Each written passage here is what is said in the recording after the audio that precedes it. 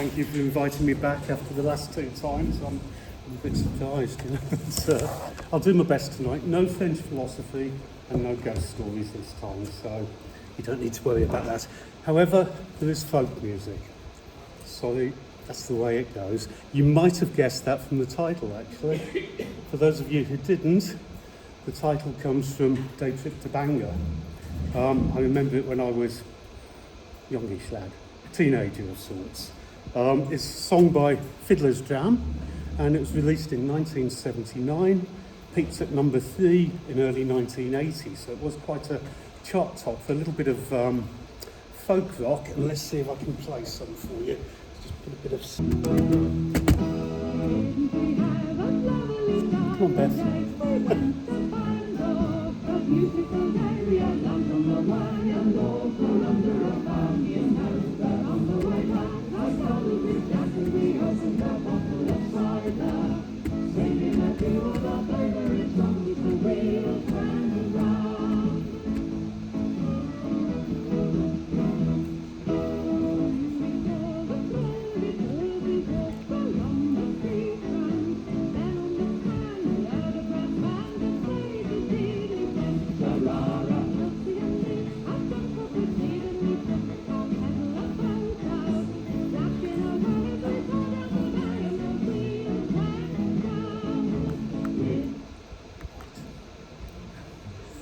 Sorry, that didn't work the way it was meant to.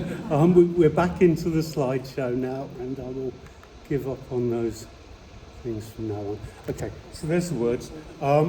It's late 1970s, nostalgia for Seaside that maybe never was, but the sort of Seaside that was in many of our heads.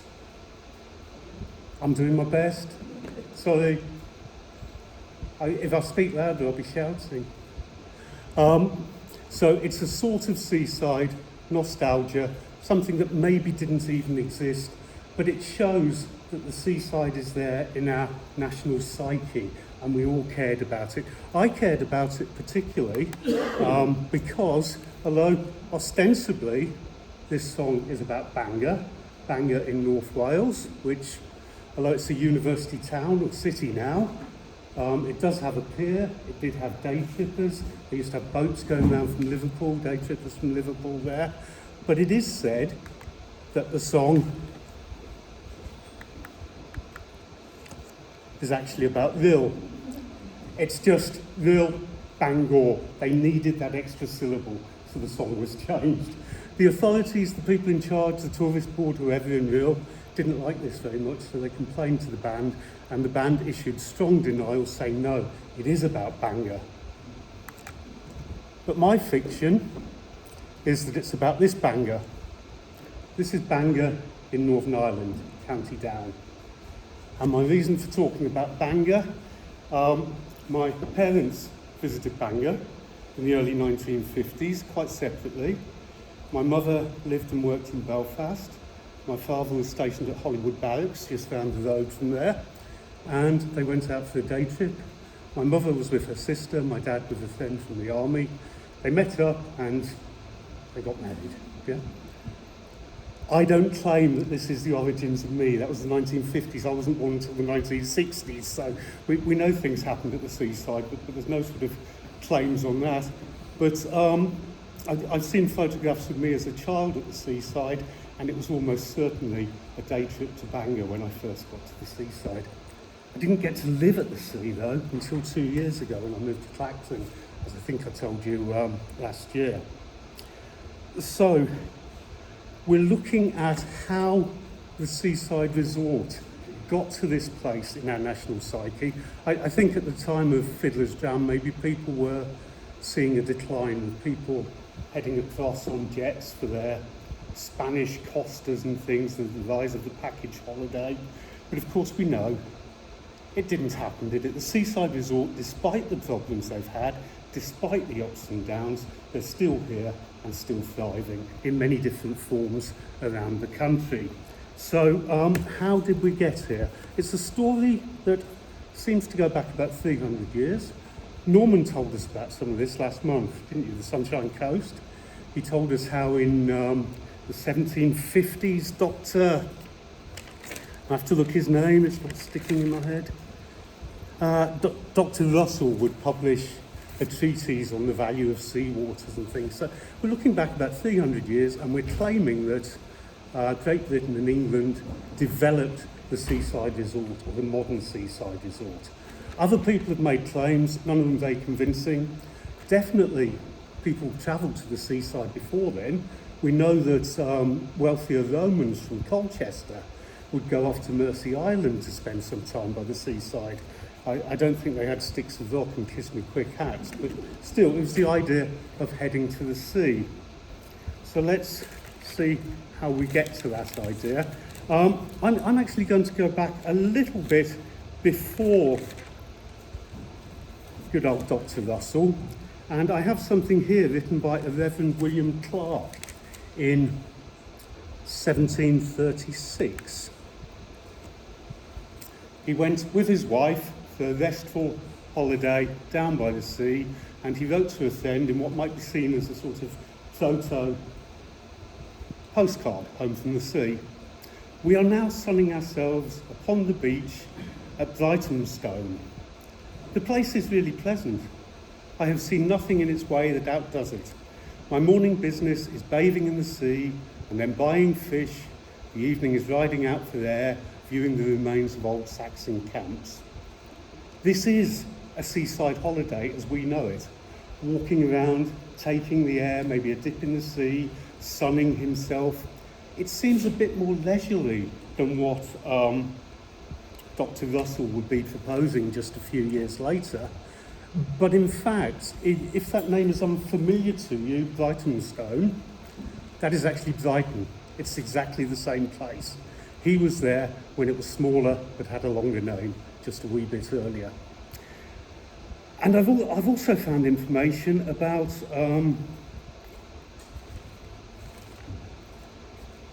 terrible, I'm losing my notes, I'm sorry about this. Okay, let's move on this way. So this is Dr. Richard Russell, and Russell in 1750 published his dissertation on the uses of seawater in the diseases of the glands. But the title wasn't quite the same as that because it was published in Latin. It would be 1752, 2 years later, before it was published in an English version. But here he goes to tell us that nature is the healer of diseases. And more specifically, he expounds upon seawater, which the omnipotent creator of all things seems to have designed to be a common defence against the corruption and putrefaction of bodies. Then he goes on to list the sort of treatments, you know, all these different diseases and how they're treated by various dippings in the sea. Sea bathing, not about swimming as we now know it, but very much bathing, just going in, being immersed in the sea, but also drinking the seawater.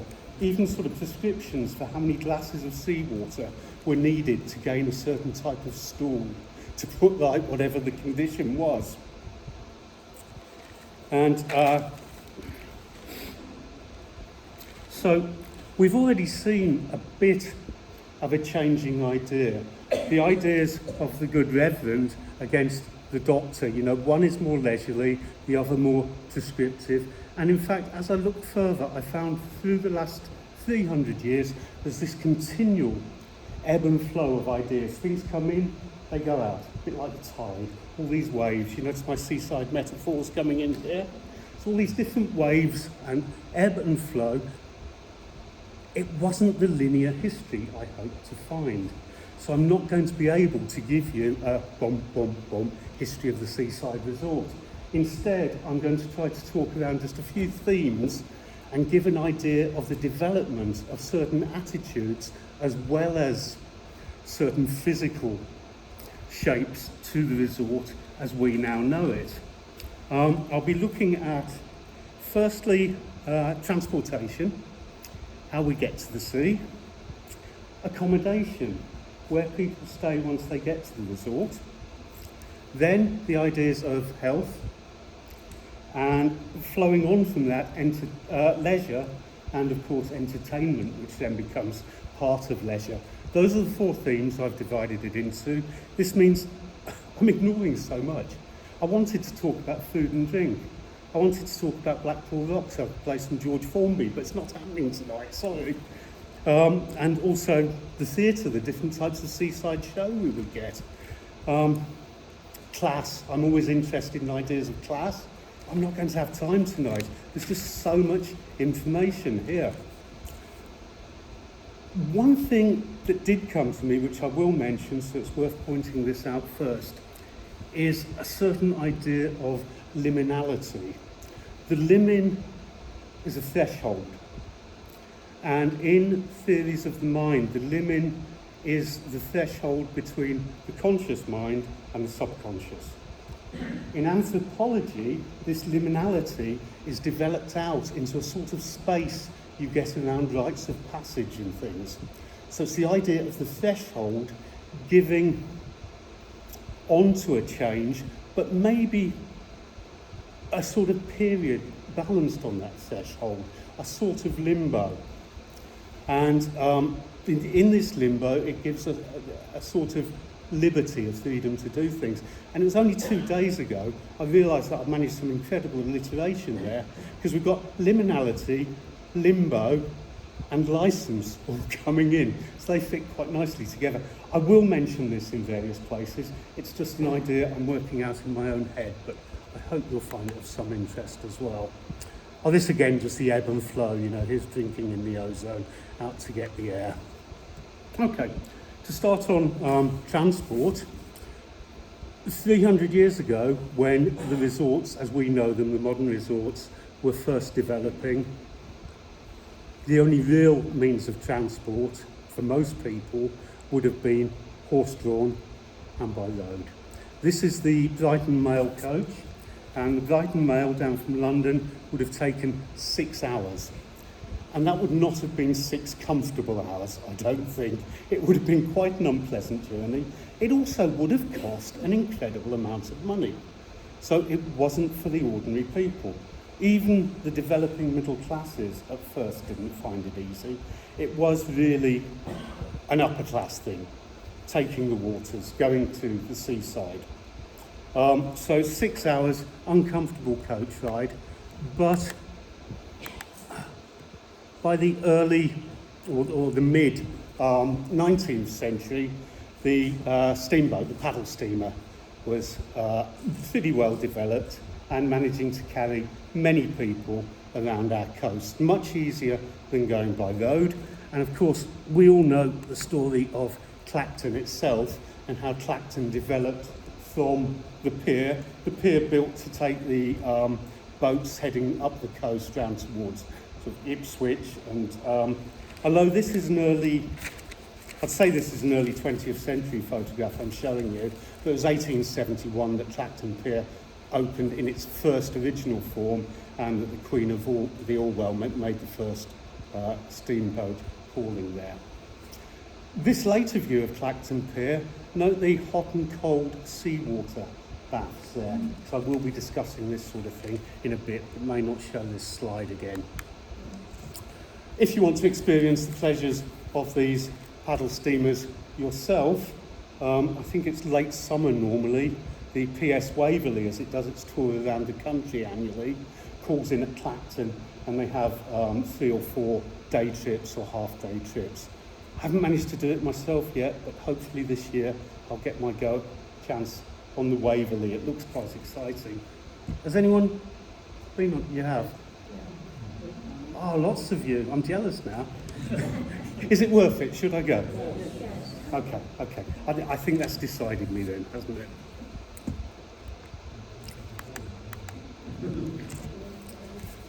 But of course, the mode of transport that would really open up the resorts to the masses, firstly to the burgeoning middle classes of the time, but then also to the working classes, to the development of the railways. This is the Brighton Express in this picture. I don't know the exact date, but it looks fairly early. The railway first went to Brighton in 1841, I wouldn't think that image is much later than that. It's probably the mid-19th century. So that uncomfortable coach journey of 6 hours reduced by the steam trains to just 2 hours from London to Brighton. So much, much better. Much faster, becoming cheaper, inviting more people and capable of carrying more people. The figures I found are for 1835, the annual visits to Brighton were 117,000 people. Yet in 1862, on Easter Monday, just a single day, 132,000 people visited Brighton. So this is an absolutely impossible figure in the days of the horse-drawn coach. They could not possibly have carried that many people to Brighton in a day. So it shows how things have changed. And in fact, that figure, that's for, when did I say, 1862. It wasn't actually until 1871 that Easter Monday became a bank holiday. So it's even prior to that. So that's quite stunning. The bit of information I missed out earlier that I was going to tell you, and then forgot what I was going to say and couldn't find my notes. I was going to talk about Scarborough. So Scarborough, in fact, was already a seaside resort early on in the 18th century, because it had become a spa town earlier on in the 17th century. So in, I think, the 1620s, somebody discovered the water there, the spring, was quite acidic. So it was an acidic freshwater spring, and the spa town developed up around that. 1660, there was a book published and lots of people went visiting there. So it was already a spa town, and it was the spa towns, to a certain extent, that were models for the development of the new seaside resorts. So Scarborough already had a bit of a lead because it was the spa.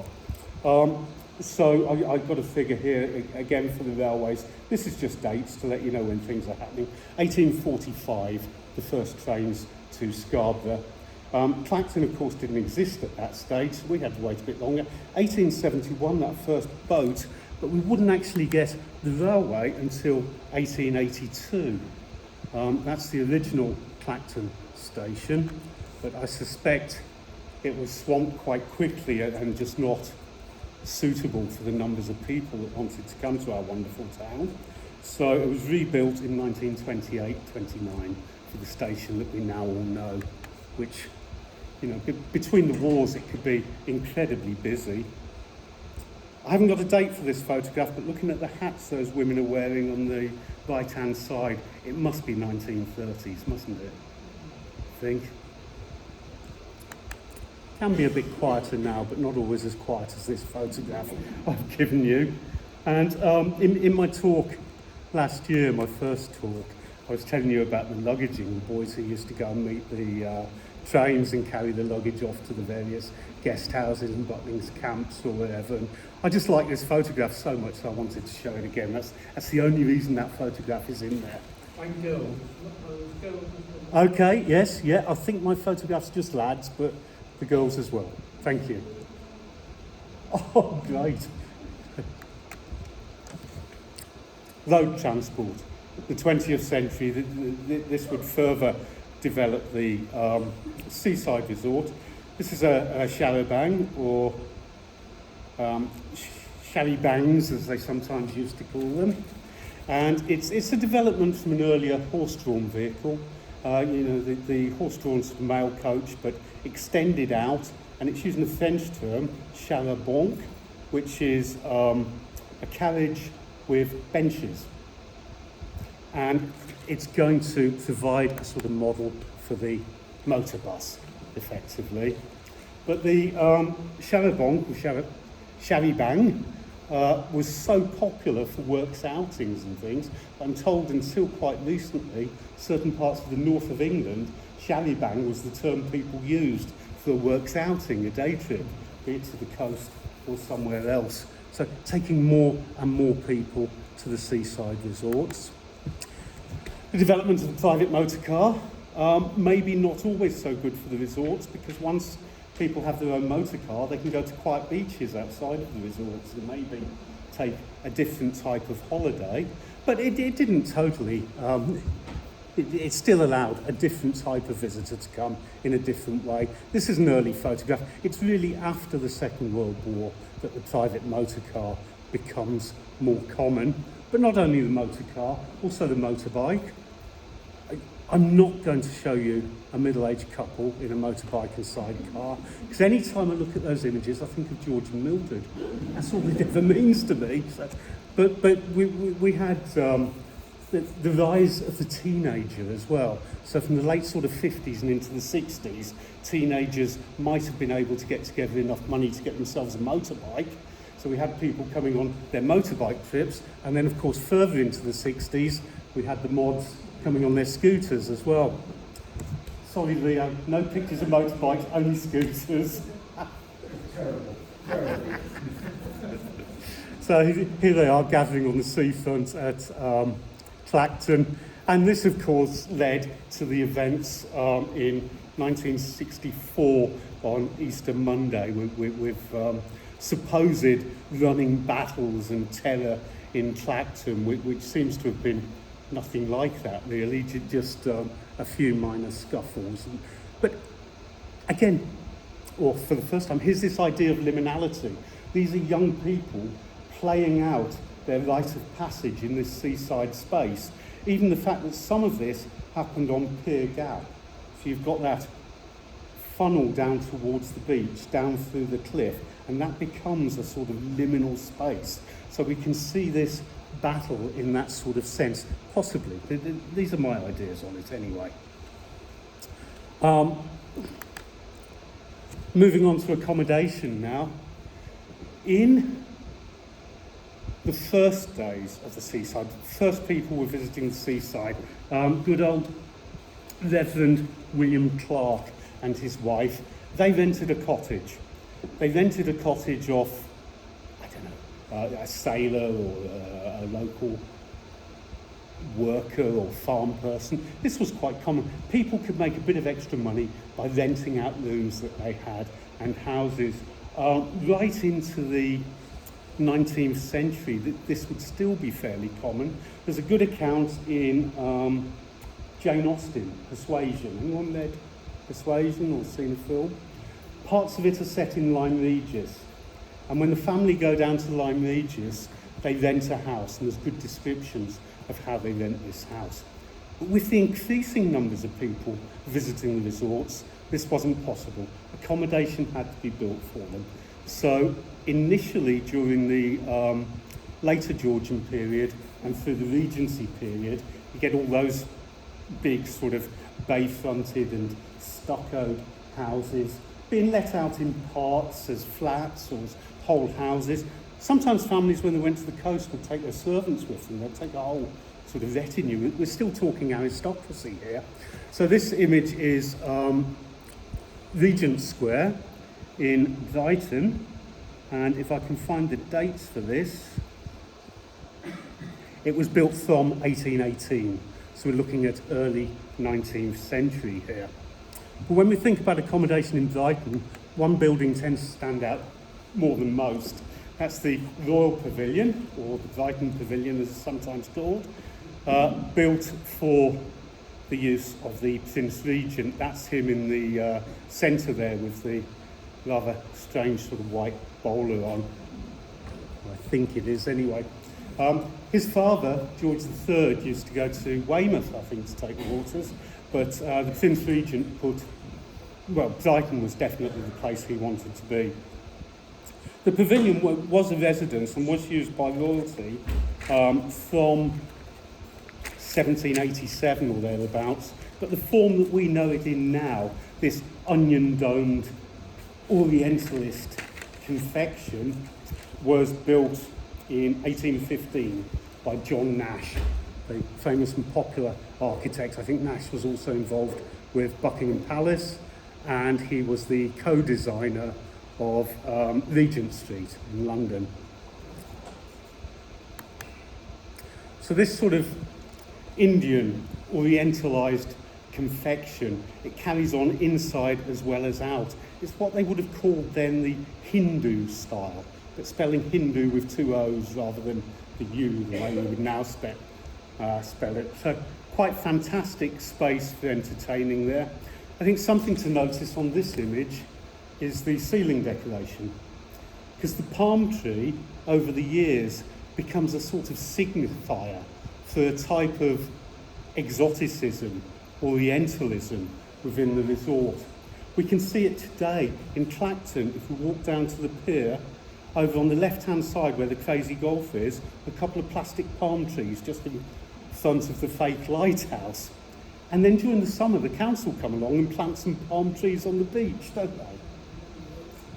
Other resorts, with the growth of cast iron decoration later in the Victorian period, you'll find lots of the cast iron, some lampposts and things use the palm tree motif as well.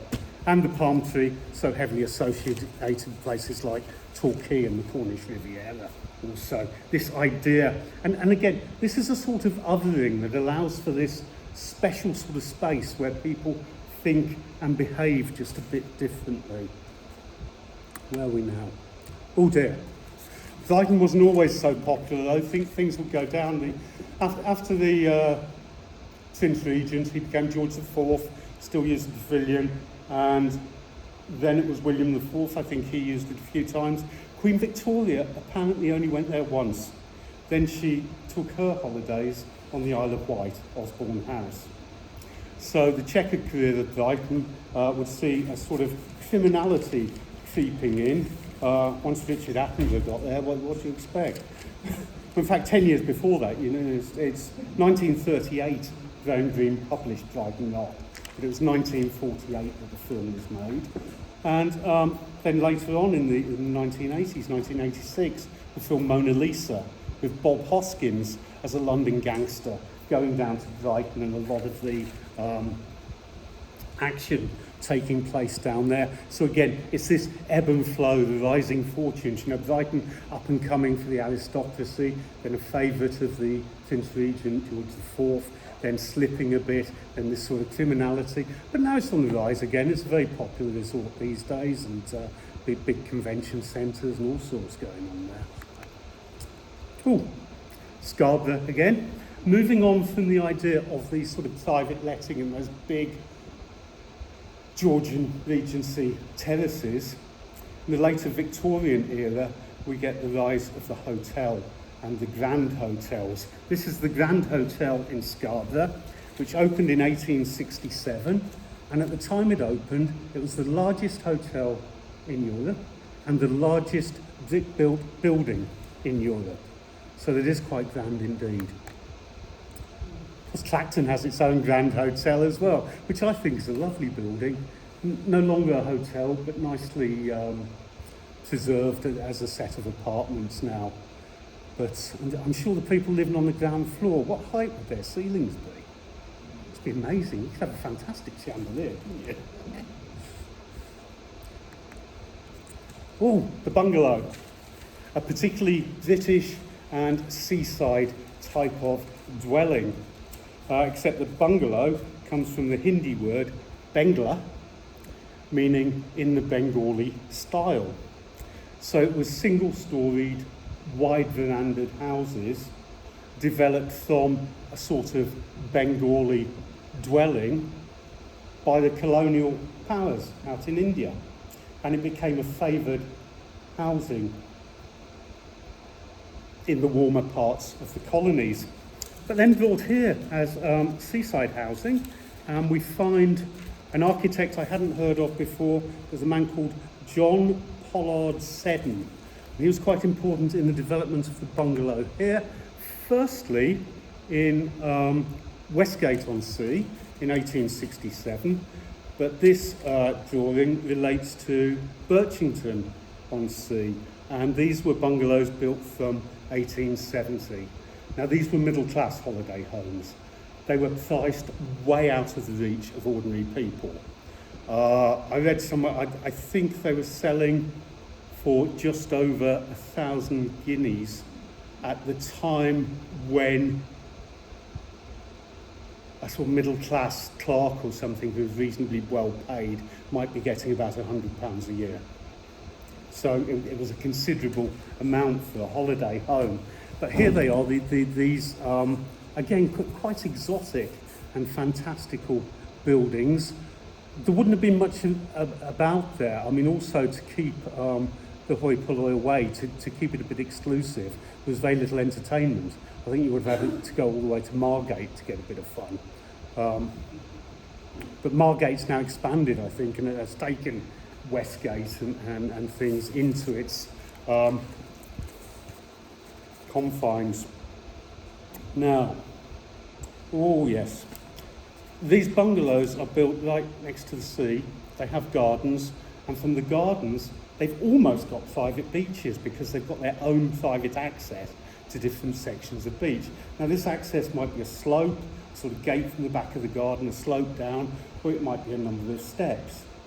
Now, we can imagine one of these dwellings having a particular number of steps down to the sea. In fact, 39 steps. John Buchan used these bungalows at Birchington as the model for the place he calls Rough in the 39 Steps, his incredibly popular book, and became popular film as well. So the denouement of the novel, if I remember correctly, is it Richard Hannay, the hero? Yeah, he works out that what they're talking about with 39 Steps is one of these bungalows, and they go there and they find that the spies, the conspirators, are trying to get off to some sort of German boat and take the important information with them from one of these bungalows, and it's a matter of going down these 39 steps. So again, we've got this liminality, haven't we? Because there's this sort of espionage and this escape from the land across this limit and across to the sea and into, well, the other side, the Axis, getting the information to the Axis powers. Further developments of the bungalows, they became quite a popular style for developments on the plot lands. And there were plot lands in many parts of the country. Plot land, piece of land by the sea, divided into plots, which people could buy, and then they built their own holiday home or had someone build it for them. Most of these, long gone, long disappeared. We're lucky, of course, because just down the road we've got Jaywick. Probably the best surviving example of the plot lands. And this is a photograph of Hillman Avenue. Hillman Avenue, even the name. All the roads are named after British motor car manufacturers. And I've heard say that the street plan there is deliberately meant to be like the radiator grille of a motor car. Don't know if that's true or not, but certainly the age of the motor car here, people buying their own little bit of land.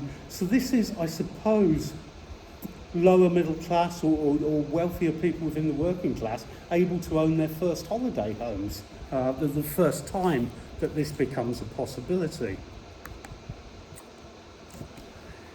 Again, masses going to the beach, getting there, getting to the seaside and needing accommodation, so we'd have the rise of campsites. With people not having their own cars and things, I suspect most of these were a matter of tents being pitched in advance and then let out for a few days or a week at a time. And this actually leads towards the holiday camp. This is the camp at St. Osoph Beach. Now, whoever sent this postcard, they weren't roughing it under canvas themselves, because the arrow pointing to their accommodation seems to be above the only wooden accommodation on the site. So they're saying, oh look, we've got this one, the rest are under canvas.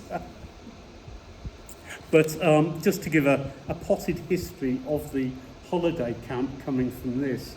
So the first camp as such is taken to be Cunningham's Young Men's Holiday Camp, which is on the Isle of Man, somewhere near Douglas, a place called Droodle or Dowdle, I think. And that was 1894 to 1903. The first permanent camp, but still under canvas, is at Caister. And that's someone called John Fletcher Dodd built that in 1906. And the first wooden hutted camp is Potter's Camp. Pa Potter built it, Hemsby in Norfolk, 1920. The camps we've heard of, the names we know, Warner's opened their first camp, Hayling Island, in 1931. Later in the 30s, of course, Billy Butlin opened his first camp up at Skegness. then opened, more importantly, his second camp at Clacton. And I suppose the chalet's really just a smaller bungalow in a sense. I think that is actually Clacton, the photograph I've got there. With the rise of this personal travel in the motor car, people getting around and going to wanting to go to different places, other than camping, they could of course take a caravan with them, tow a caravan, and I suppose that again was at St Osyth. And so we move on here, and more recently, of course, a lot of the campsites down there have become large permanent parks for static caravans. There must be many thousands in the sort of Clacton and Jaywick area of the static caravans. Very popular way of holidaying. The accommodation I haven't mentioned is the guest houses. We find lots of stories of guest houses, particularly stories about the women who ran them, the landladies, and they're sort of chucking people out after breakfast, and they couldn't get back in until dinner time, and the smell of boiled cabbage pervading the whole house, things like that. But they were a staple of the British seaside holiday for many, many years, and they still exist, of course. Some of them, though, turning over during that later 20th century period, becoming sort of B&Bs as the smaller hotels did as well, catering for DHS, and people moved out of the cities and things. But thankfully we've survived that and things are still going well. Moving now to the idea of taking the waters and the sea bathing. The bathing machine. This is an image from Thomas Rowlandson, 1814. Very, very famous caricaturist, quite evil in some of his images. This is summer amusement at Margate, or a peep at the mermaids. But we can see the mermaids coming out of their bathing machines there. And in fact, the whole idea of the bathing machine was that you privately got in, got changed, and privately got dunked in the water. In fact, those bathing machines even have little sort of canvas hoods coming down to the sea to protect people. But in this image, we see the women disporting themselves and becoming an object of curiosity for a certain type of gentleman there. One of them getting bashed by his wife from behind, isn't it? That's the sort of license, these are the sorts of things that were going on, and there were a lot of problems about who bathed where, and the distance between men and women, and what people wore, because they didn't always wear anything at all at that stage. During the Victorian age, it would all become a lot more codified. There were a lot of bylaws and things that the councils really cracked down on it and were quite tight on what could be done. Oh look, there's our picture of Scarborough again. And we can see in Scarborough the bathing machines there. We can see them lined up at the top of the beach, ready for people to hire them out, and also down in the sea, having been wheeled down so people can take the water. And here at Clacton, at West Beach,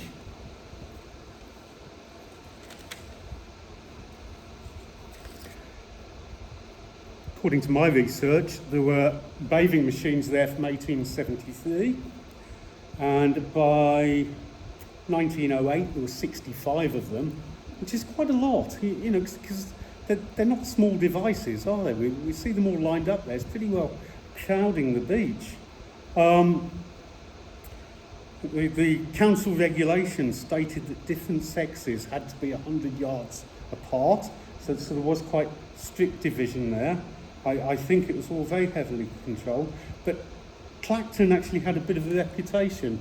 The people who you could pay for a special sort of personal servant to help you change, but then once you got out and into the water, there were people called dippers who made sure you really did get in. And the Clacton dippers had a reputation for being some of the roughest in the country. It wasn't necessarily a pleasant experience. But with greater numbers of people, it really wasn't tenable. What can you do? It's just too... Oh, yeah. This is terrible. Can't control this at all. Excuse me while I find the image I want to be on.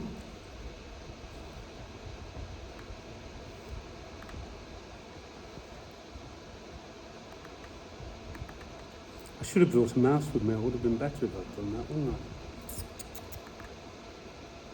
Oh.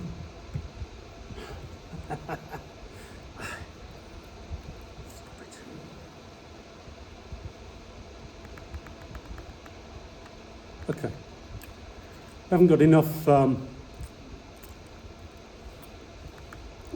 space for all those bathing machines, and also people just want to be a bit freer and easier as time goes on. So one means of getting changed on the beach is special little bathing tents, and but people found their own ways. But by this stage, this image, early 20th century in Folkestone, we've got mixed bathing there, and people are wearing costumes. There were naturist beaches. There have always been naturist beaches, but they tended to be away from the main resort itself. It just kept a little bit out.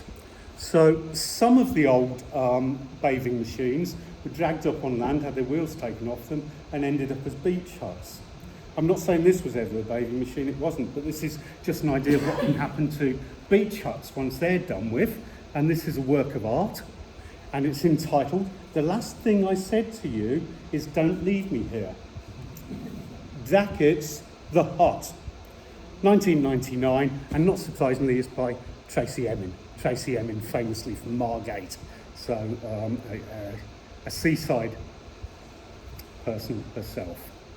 So we continue with sea bathing, but moving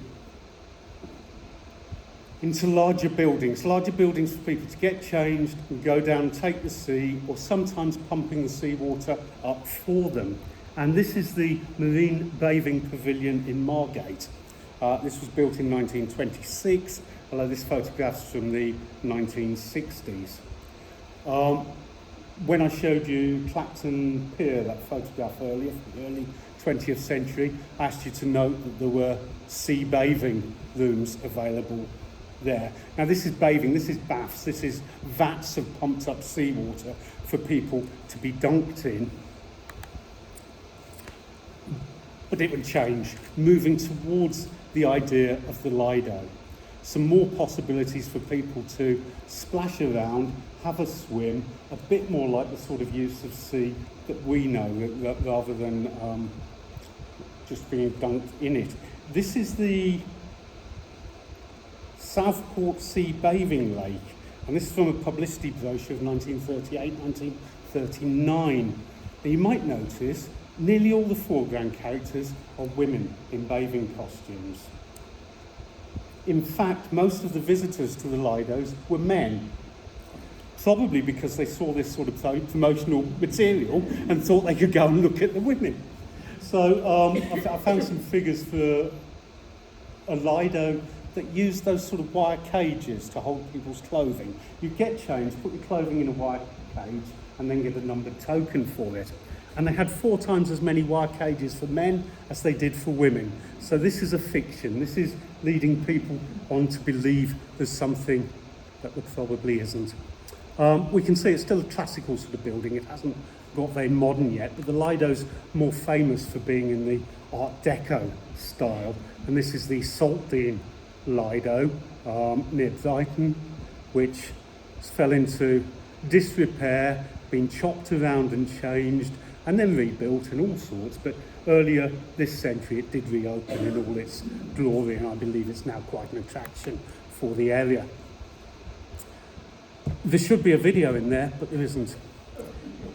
It shows people in the pool on Clacton Pier, splashing around and playing, having boat races and things. So it's a different type of fun. It's no longer that controlled bathing. And that pool was also used for diving demonstrations. That, I believe, was Professor Webb, who we just lost. Oh.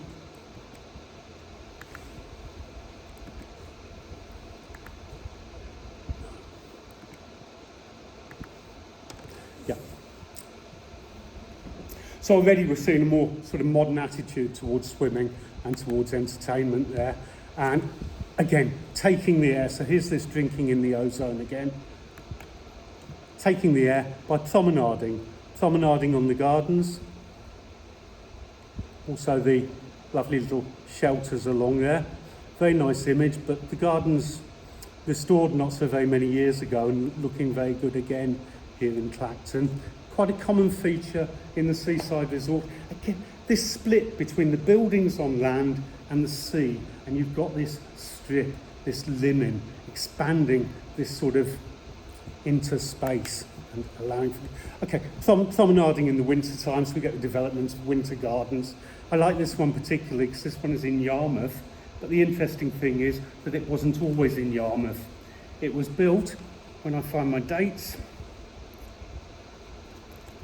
it was built in Torquay in 1878 and spent a number of years attracting visitors to Torquay but not doing as well as it ought to.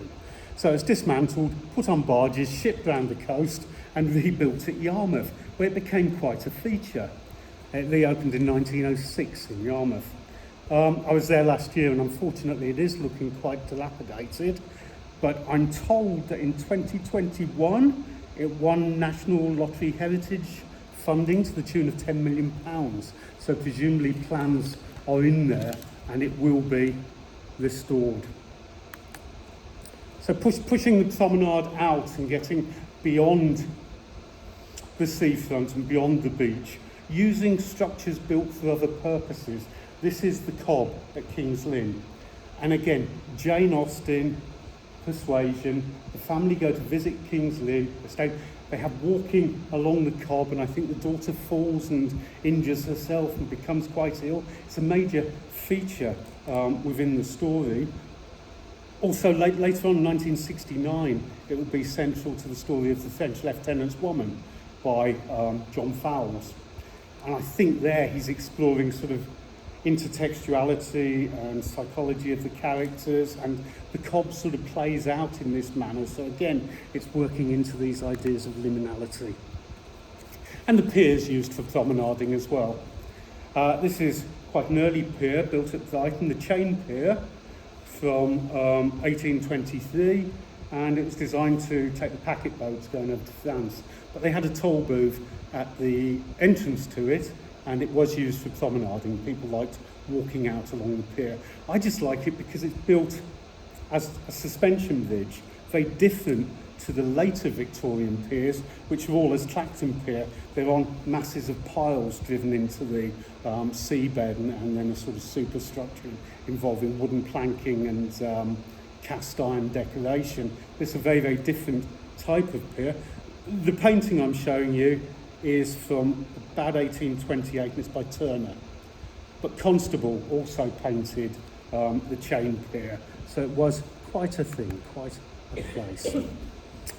Okay, so we're thinking now, the sun. It's the idea of sunbathing, isn't it?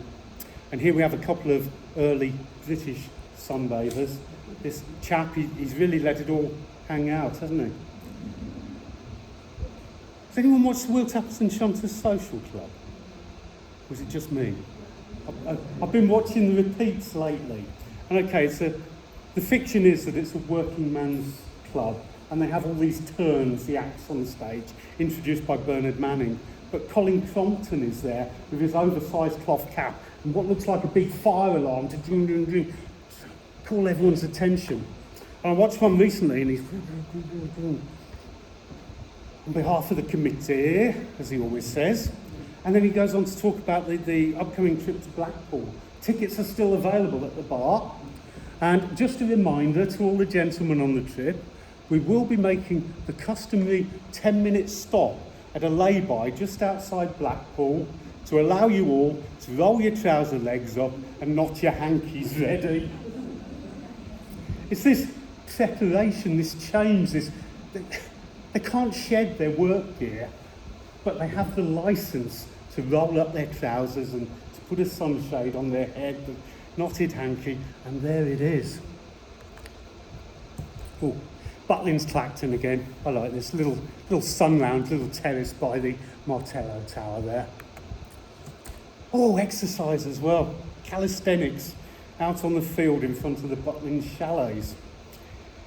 This is all quite innocent and pleasant, and there are all these ideas of fitness and open air.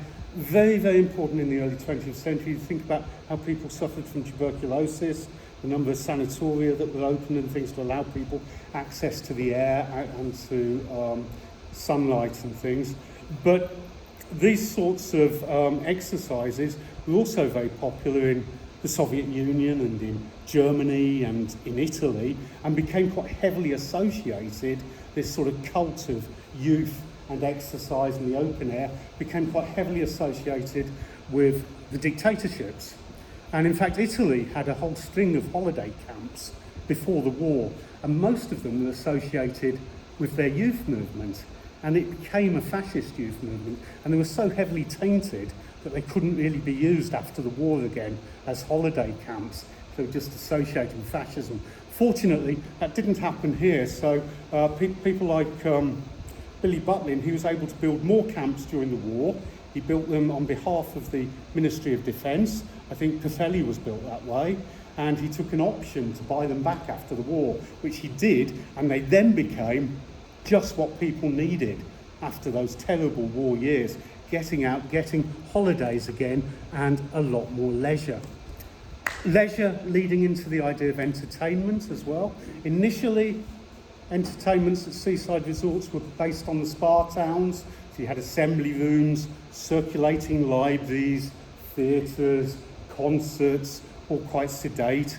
Then the seaside resorts start to build on their own ideas and try to be something different. And the Palace in Clacton here was something of that ilk. It was a large theatre, I think 1,500 seats, but it was promenades with electric lighting and all sorts of different gardens and dancing fountains with coloured lights and stalls and sideshows. It really must have been quite a fantastic entertainment. Very successful, well, very popular anyway, lots of visitors. But how can we measure success? It cost too much to run, basically. And despite all sorts of adjustments later on in the 20th century, it fell into disrepair. It wasn't succeeding. And I think it's during the 70s and 80s it was demolished. And of course it's now where the hospital extended to beside the Martello Tower there. Spoke about some of the electric lighting then. If we think about electric lighting and how it's used in the resorts, because we had our own electric parade, but the most famous instance has to be Blackpool with its electric trams and its electric lights and the illuminations. The illuminations have been running annually since a date that I can't remember, 1879. It's actually quite early, isn't it? Now, if we develop the idea of the seaside resort, if it comes from Britain, it quickly went out around the world and people adapted it and used it differently. And sometimes we would then re-import some of these ideas from abroad. Coney Island by New York, they developed the idea of the amusement park. There were 3 big amusement parks there from the 1890s into the early part of the 20th century. Forget the name of the first one, it's totally gone out of my head. But Luna Park, which we show here, and also one called Dreamland. And this was the idea of putting amusements, which we see elsewhere. They come out of the travelling fairs and things, sort of rides you had in fairgrounds, along the late 19th, early 20th century, all powered by electricity, becoming a lot brighter, a lot noisier. But putting them into one compound and charging people admission to go in. Then having all sorts of other entertainments, sideshows and things around. And in fact, this idea re-imported to this country. The Pleasure Beach at Blackpool and Dreamland at Margate. Now, whilst those original American parks at Coney Island all closed down, I can tell you that both the Pleasure Beach at Blackpool and Dreamland in Margate are still going well. Dreamland looked set to close, it looked finished, but I think within the last 20 years or so it's been redeveloped and become an attraction again, and it still has that wooden roller coaster. There's a wonderful film, look it up on YouTube, should be able to find it quite easily, made in the early 1950s. It's called Oh Dreamland. It's only short, it's only about 12 or 13 minutes, made by a guy called Lindsay Anderson.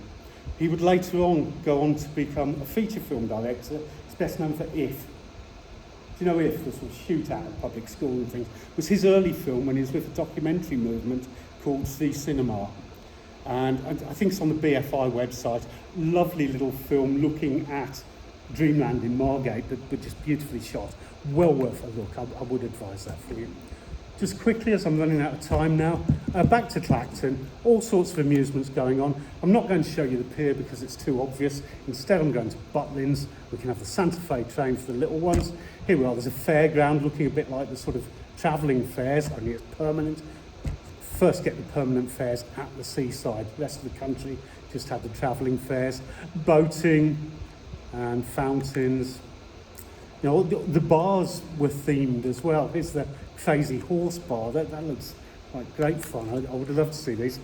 Now, I read a book about Butlins, the history of Butlins, and it makes the comment that from the early 1960s, teenagers were visiting there. So you get a lot of teenagers going on their own, a different type of visitor. Now, this photograph has the caption on it in the book. A red coat points the way to teenage guests at Bognor Regis. Does anyone recognise either of those two teenage guests? It's Rita Tushingham and the chap is Colin Campbell, and they're both actually dressed in costume. It's filming for the Leather Boys in 1964. So it's probably a publicity shot, and also they're not teenagers, they're both in their 20s in 1964. So there we are. So you can't always believe what people tell you when you see photographs. You know that from some of my talks before. And now up to Dovercourt, and of course the camp up there, the Warners Camp, better known to most of the population as Heidi High's Maplins, I think it's called, with its yellow coats. There we are. Incredibly popular television series during the 1980s. Now, signature buildings at the seaside. Of course, the Blackpool Tower, most famous of all. No one saying anything? So it is. Blackpool Tower, modelled on the Eiffel Tower, not nearly as tall, incredibly popular building. Just let me look for my facts and figures. At the time it was built, it was the tallest structure in the British Empire at 518 feet. So the British Empire, because of course it was modelled on the Eiffel Tower, and the Eiffel Tower is more than 1,000 feet tall, so it's nowhere near as tall as that. Still standing, still incredibly popular. Down at the base there in the big building, you have the Tower Ballroom, and I think there's a circus, and terrace gardens and things. Very, very... Oh, here we are. But there was a taller tower just a couple of years later, the New Brighton Tower. That's 567 feet. But it hasn't had the same sort of career as Blackpool Tower. In fact, it was dismantled and sold for scrap, the main part of the tower, from about 1919. So all that remained for a long time were the buildings at the bottom. I don't even know if they're there anymore. But when we talk about signature buildings, I must quickly mention the Duller War Pavilion at Bexhill-on-Sea. We've seen quite a few Art Deco buildings, spoken about the Lidos and their Art Deco style. Art Deco is a sort of popularisation of the modernist movement and the international style. Now this is actually a building in the international style. This is proper architecture, this isn't Art Deco. The architects are Eric Mendelssohn and Serge Chermaneff. I don't really know him, but Mendelssohn, incredibly important architect within the modern movement. It was built in 1935 to put Bexhill back on the map, to give it something to say. Now, it wasn't popular with everyone. Here's a brief quote from a book published in 1971. I wonder if anyone can guess who the writer is. Duller War Pavilion, a fine modern building with absolutely no architectural merit at all. It was opened just in time to be bombed. The plane that dropped it was said to have been chartered by the Royal Institute of Architects, piloted by Sir Hugh Casson, with John Betjeman as bomb aimer. Anyone know? Spike Milligan. Adolf Hitler, my part in his downfall. Anyway, this would carry on. You know, this idea of the signature building for revitalising the seaside. Think of Tate Gallery at St Ives, and more recently the Turner Contemporary at Margate here. Don't know about you, but I'm worn out after all that, so I'm off to my deck chair.